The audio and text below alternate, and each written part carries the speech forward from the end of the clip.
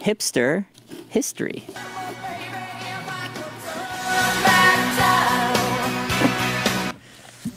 You probably haven't heard of it. Now, I put out a question on Twitter. I said, you know, in the same way I do God's mistakes, would you guys be interested in having me do history segments on things that most people haven't heard of? And the answer resoundingly was yes. One person said no, and actually I appreciated that feedback because it's the kind of thing that is important for me to know, and I have no way of telling. So thank you, everyone, for your input. There's a little, this is a really great story because this is the kind of thing that's hipster, but it's like 5 years behind. So you could really troll someone really hard. And I'll explain how in a second. Okay, so Punch magazine reports during the early days of the cocktail renaissance, you know how everyone wants to be a mixologist? Well, maybe you're not where you live, but mixology is a thing. And this is a good way to either be cool or to be a douche. Right? So, like, both are fun. If you're doing the second one, ironically, like I live my life, it's really fun. So, during the early days of the cocktail renaissance, the Aviation, and here's how I learned about the cocktail known as the Aviation and why I went down this rabbit hole. I went to this hotel bar and I said, make me something old-timey. And the guy brought me back an Aviation. And I'm like, oh my God. And he said incorrectly that it was invented to commemorate Lindbergh crossing the Atlantic, but it's a Prohibition-y era drink.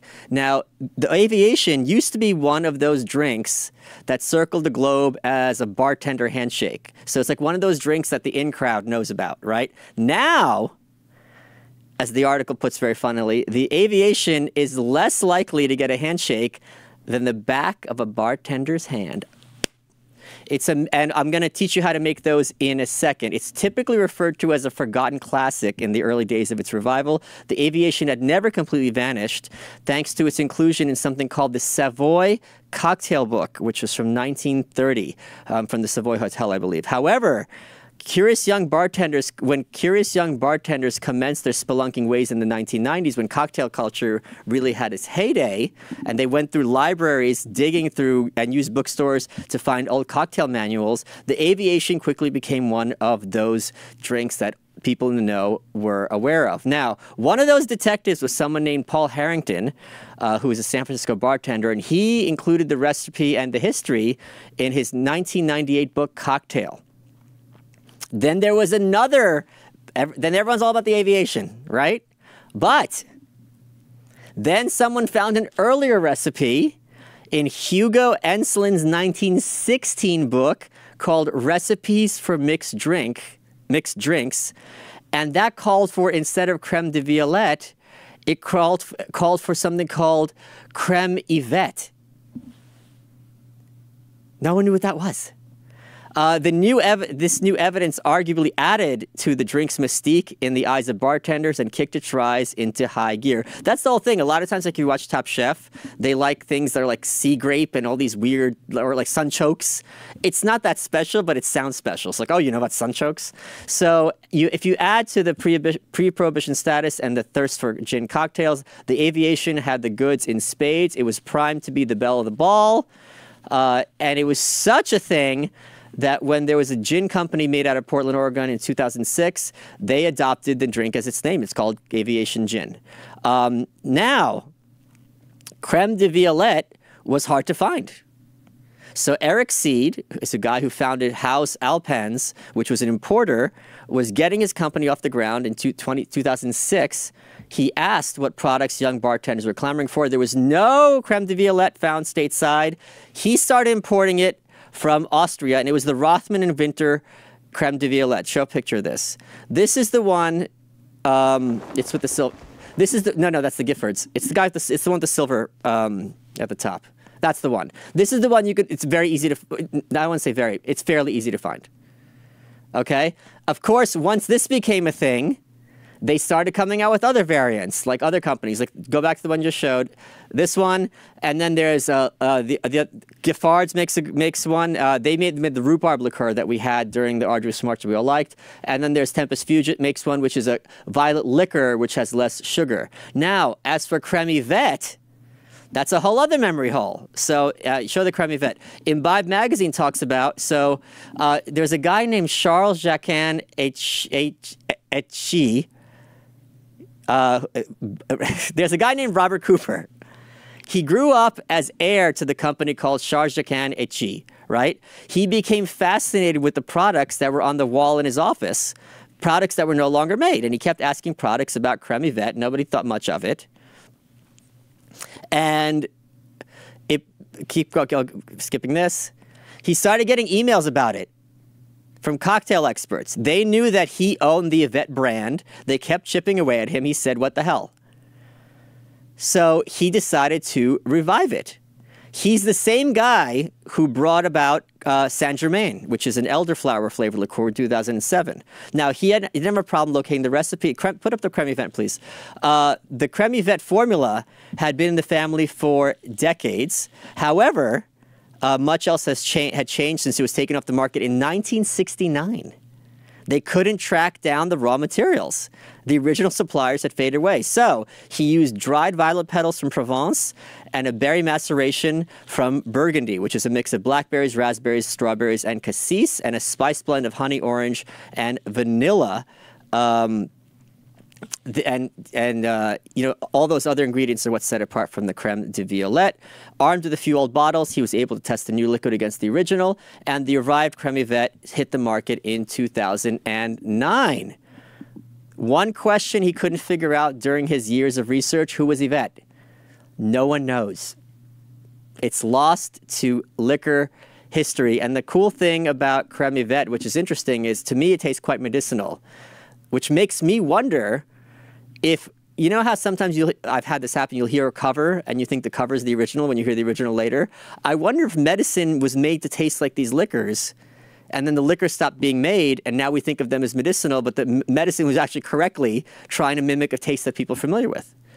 So, because Creme de Violette and Creme Yvette came back to the States, the bartenders could finally execute it once again. It took on a fascination until it didn't.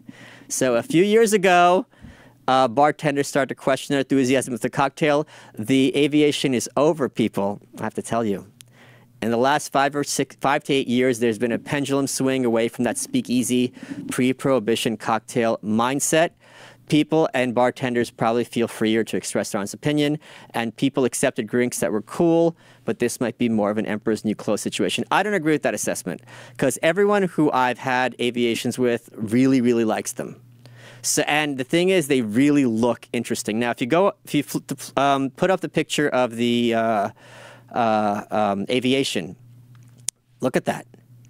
It's very easy to make. It's 2 parts. You can look up the recipe online. I'm just going to say it now, but it's easy to Google. This is an Aviation. 2 parts gin, half a part maraschino, 1/4 part Creme de Violette or Yvette, and 3/4 of a part fresh lemon juice. The Blue Moon, which is easier to make, is 2 ounces gin, half an ounce of Creme de Violette, or Creme Yvette, and half an ounce of lemon juice. I actually prefer the Blue Moon, and I just tell people it's an Aviation, and they don't know. And it still looks hella cool. Now, where am I going with this? Okay. The rarest Creme de Violette is made by a company named Suntory. Now, Suntory, some of you may have heard of, is the most renowned Japanese whiskey company in the world. If not, it's clearly in the top 3, but it's very, very well respected. They make Yamazaki and all these other things. They're a very old house. Japanese whiskey is highly acclaimed and respected among whiskey drinkers. And one of the things they made, when I looked for articles about Creme de Violette, when I first rolled out this, oh, by the way, here's how to troll people. So if you talk to someone who's a mixologist, play dumb. Now you know, see, to play dumb, you have to know just enough how to play dumb, right? So be like, oh, I heard aviations are the new thing now. So, and it'll drive them crazy because it was the new thing 5 years ago. So they don't know how to correct you. So it's a really fun way to fuck with people. So that's but at the same time, if your friends are all plebs, and for most of us, you know, being pleb is aspirational, you can do these cocktails at home and they'll be impressed. So it's win-win-win. So, and it's not expensive liquor. Anyway, Suntory makes a Creme de Violette. And when this fan was in Japan, he says, I'm going to bring you stuff from Japan.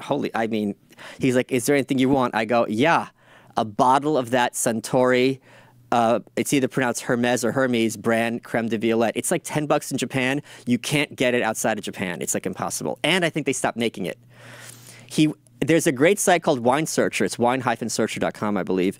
And that tells you what all these different stores have in stock. So I gave him a list of stores in Japan that had it. He went to like 3. They didn't have it.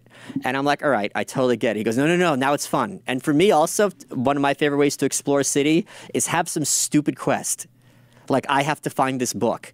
And that gives you an excuse to explore different neighborhoods and have a mission. And then when you get it, you have this perfect memento of your trip. So he went to like a ton of different stores. And of course, this is such a rare ingredient, especially in Japan, that the guys don't know.